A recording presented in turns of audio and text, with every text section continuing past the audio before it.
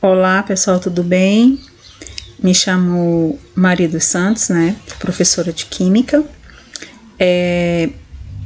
Aqui vamos iniciar uma série de vídeos onde estarei resolvendo e revisando conteúdos da prova do Enem 2024, né? Da área de Ciências da Natureza e suas tecnologias. Questões as quais envolvem as disciplinas de Química, Física e Biologia, né?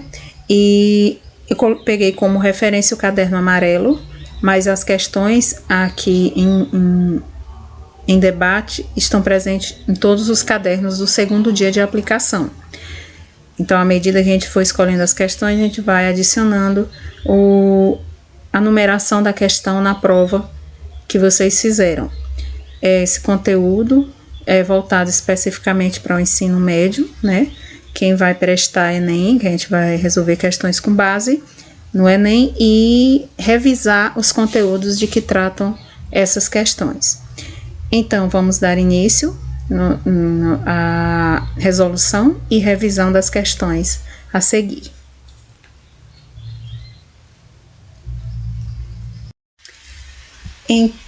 Então, pessoal, a questão é a questão 91 da prova amarela, né? Quem fez a prova amarela encontra essa questão na numeração 91. A prova azul na 115, 132 na prova verde, 108 na prova cinza.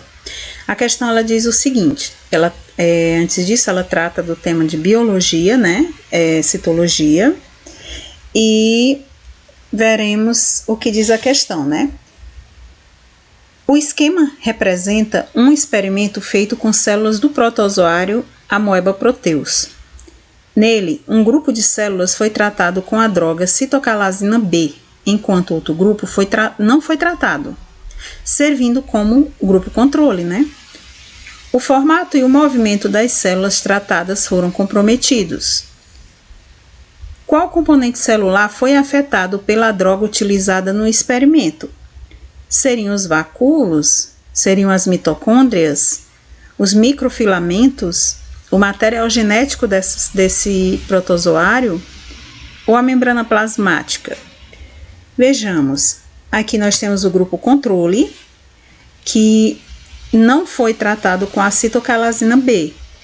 A gente observa que não houve modificação muito bem visível nas células, né? O que a gente vê a diferença de um desenho para outro é que aqui o protozoário ele fica se locomovendo, então a todo momento ele vai ter microfilamentos em direções diferentes.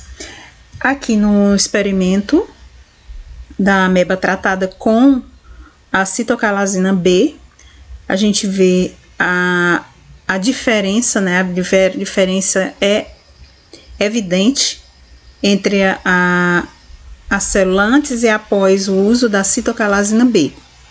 O que seria a citocalasina B? Ele é uma toxina fúngica, né, que ataca fungos preferencialmente, que se liga aos filamentos de actina. Actinas são pequenas moléculas presentes nas células. A citocalasina B, ela é conhecida por impedir a polimerização dessa actina, né, que são proteínas presentes nas células, que as actinas, elas favorecem o relaxamento e a contração dessas células. Então, sem a presença da citocalasina, essas actinas, elas se juntam por meio de polimerização para a formação de um polímero maior, que a gente chama de macromolécula, né? E como é que ela atua, né? A citocalasina, ela causa a ruptura dos filamentos de actina e a perda da capacidade dessas células delas se locomover, ou seja, ela não consegue esticar essas perninhas, né? Esses pseudópodes, como é conhecido, né? Os falsos pés. Essa é a estrutura química, né? Da citocalasina B. E ela é um composto do grupo dos alcaloides, né? A gente vê pela presença do nitrogênio aqui nessa região, né? Próximo a oxigênios. Um alcaloide, ele tem caráter básico. pois a presença de vários oxigênios na molécula, em presença de água ou de líquido dentro da célula, ela pode formar hidroxilas, né, formando esse caráter mais básico.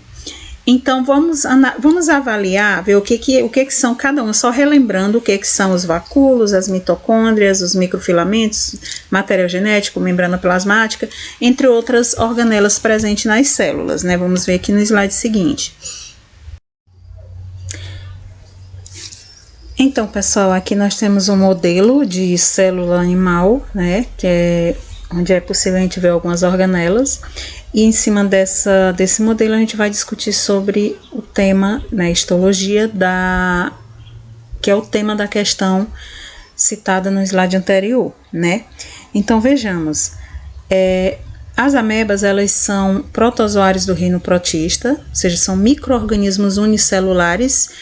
Relembrando, o que quer dizer isso? São seres formados por uma única célula, né? O corpo dela, todo o organismo dela é formado por uma única célula. E essas células são eucariontes. O que seriam células eucariontes? Quem lembra? Célula eucarionte é aquela que possui o material nuclear dentro de um núcleo separado do citoplasma por uma membrana nuclear. Então, temos as células procariontes, onde o material genético está misturado junto com o citoplasma, e temos as células eucariontes, que têm o material genético separado do citoplasma por uma membrana nuclear. Ele está dentro do núcleo. Além do mais, esses seres também são heterotróficos. Quem lembra o que são seres heterotróficos, né? Temos os autotróficos e temos os heterotróficos. Os heterotróficos são aqueles que não conseguem produzir o seu próprio alimento. Eles precisam de outra fonte produzir para que eles possam fazer essa alimentação. Os autotróficos, eles conseguem fazer seu próprio alimento dentro do organismo, por exemplo, por meio da fotossíntese, é o caso de plantas e de alguns protozoários, né? Como algas, por exemplo. Eles possuem pigmentos que ajudam a fazer o seu próprio alimento, por isso são autotróficos. Já no caso da ameba, em estudo, ela é heterotrófica, ela não consegue produzir seu próprio alimento, ela precisa de uma fonte de alimento. E como é que ela faz essa alimentação? Seria como nós, seres humanos, eles fazem por meio da fagocitose. O que seria essa fagocitose? Ele encontra o alimento no meio onde ele vive, no caso dessas amebas proteus em água doce, encontra o alimento por meio de pseudópodes, né, que são estruturas, prolongamentos do corpo. Ela engloba esse alimento, né, envolve esse alimento e puxa para dentro das células, por isso que é fagocitose, dentro da célula, faz a alimentação, consome esse alimento dentro da célula trazido pelos pseudópodes. Então, é por meio da fagocitose que eles se alimentam, né? Por serem seres eucariontes, né, as amebas, elas apresentam todas as estruturas básicas de uma célula, como, a exemplo, a membrana plasmática, que está aqui envolvida em uma coloração vermelha, ou em um contorno vermelho, né, que apresenta coloração azul. Temos o citoplasma, onde estão todas as organelas misturadas dentro da célula, e temos o núcleo também, que é nessa corzinha lilás, que é onde está principalmente o material genético, é o centro de controle da célula, onde está DNA e RNA, por exemplo.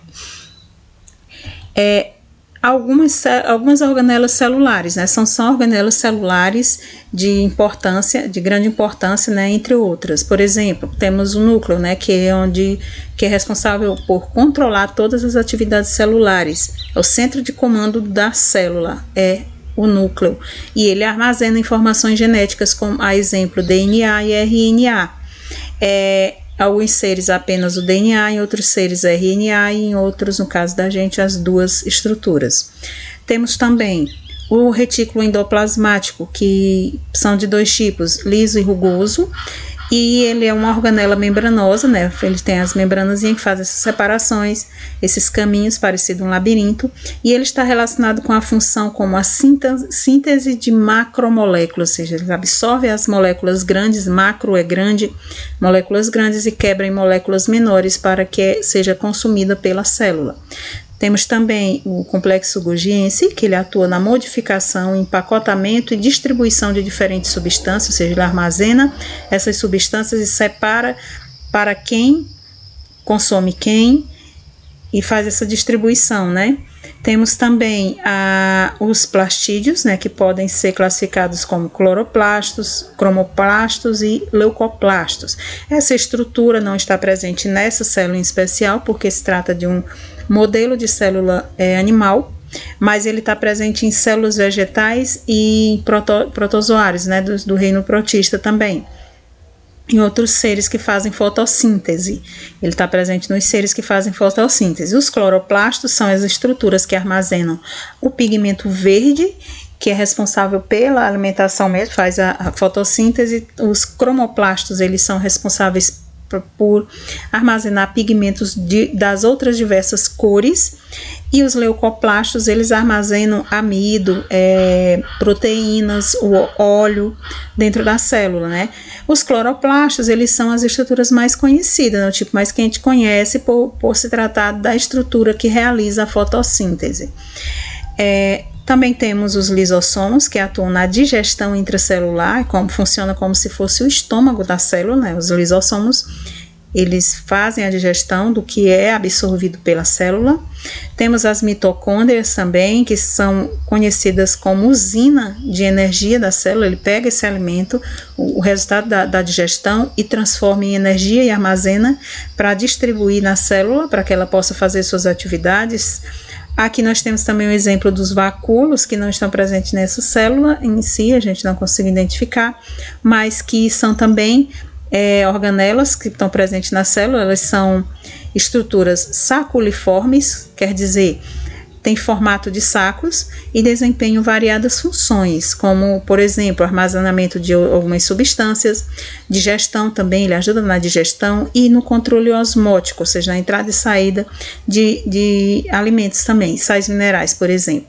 Eles também, os vacúolos, eles atuam no controle também do pH da célula. Se a célula fica muito ácida ou muito básica, ele faz esse equilíbrio, né, para que ela fique de uma forma mais neutra, para não prejudicar as estruturas. Temos também os ribossomos, né, que são fundamentais para o crescimento e regeneração celular e o controle metabólico, né, são estruturas importantíssimas dentro da célula.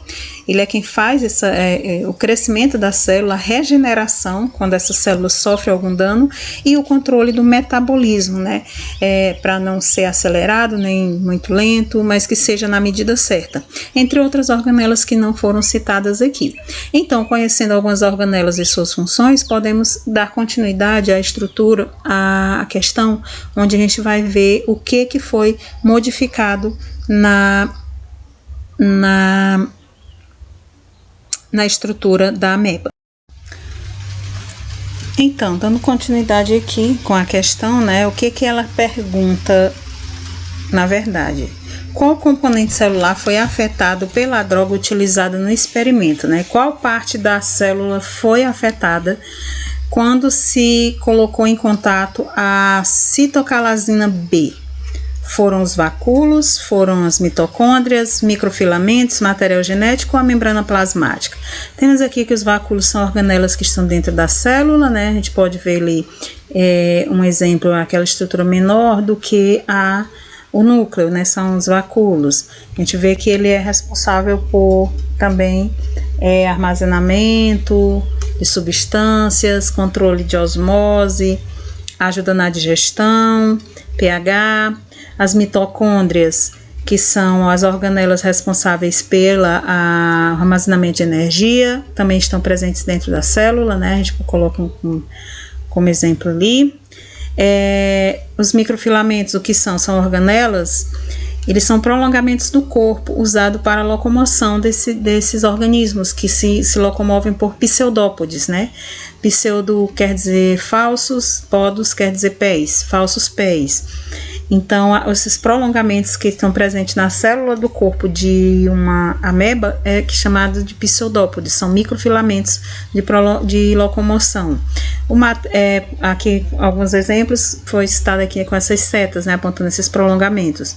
O material genético é o DNA ou RNA, que estão presentes dentro do núcleo da célula, nesse ponto preto maior, no centro dessas células. representa o núcleo celular, e a membrana plasmática, que está aqui, ó, em volta das células, nessa cor mais escura, que envolve toda a célula para que não se espalhe o material genético. Então, para vocês, qual foi alterado? A gente pode ver que foi os microfilamentos, né? Então, aqui a gente tem algumas referências que foram pesquisadas. Muito obrigada e bons estudos.